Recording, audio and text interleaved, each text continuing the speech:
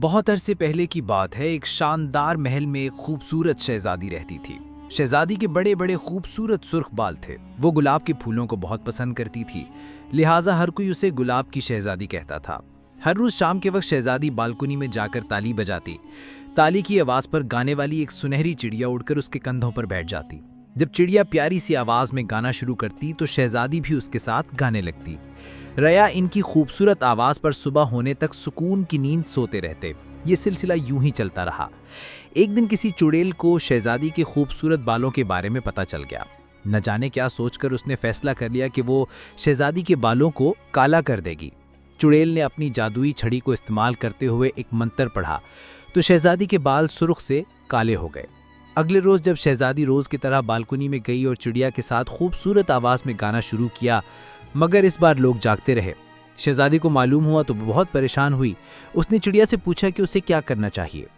چڑیا کی بتائی ہوئی ترکیب پر عمل کرتے ہوئے اس نے گلاب کی پتیوں کو پانی میں ڈالا اور تھوڑی دیر بعد اس پانی سے اپنے بال دھوئے تو اس کے بال پہلے کی طرح سرخ اور خوبصورت ہو گئے، اور روز کی طرح جب وہ شہزادی چڑیا کے ساتھ گانا گاتی تو رایا میٹھی نیند سو جاتی۔ چڑیل کو اس بات کی خبر ہوئی تو اسے بہت غصہ آیا اور اس نے پھر وہی منتر پڑھا، لیکن اس بار چڑیل نے ہر طرف سے گلاب کے پھول توڑ لیے تھے تاکہ شہزادی اپنے بال پہلے جیسے سرخ نہ کر سکے۔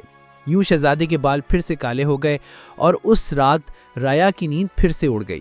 شہزادی بالکنی میں کھڑی ہو کر رونے لگی کہ اب اس کے بال پہلے جیسے کبھی نہیں ہو سکتے، اور یوں اس کے آنسو کا ایک قطرہ نیچے جا کر فرش پر گرا۔ ایک نوجوان جو وہاں سے گزر رہا تھا اس خوبصورت شہزادی کو بالکنی میں روتا دیکھ کر رک گیا۔ اس کے پاس ایک صندوق تھا جس میں سے اس نے سرخ رنگ کا ایک بال نکالا اور اس کو آنسو کے قطرے پر رکھا جو شہزادی کی آنکھوں سے گرا تھا۔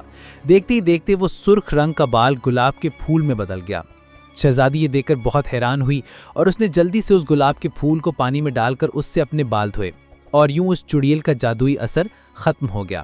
شہزادی کے بال پہلے کی طرح سرخ ہو گئے اور ہر طرف گلاب کے پھول کھل گئے۔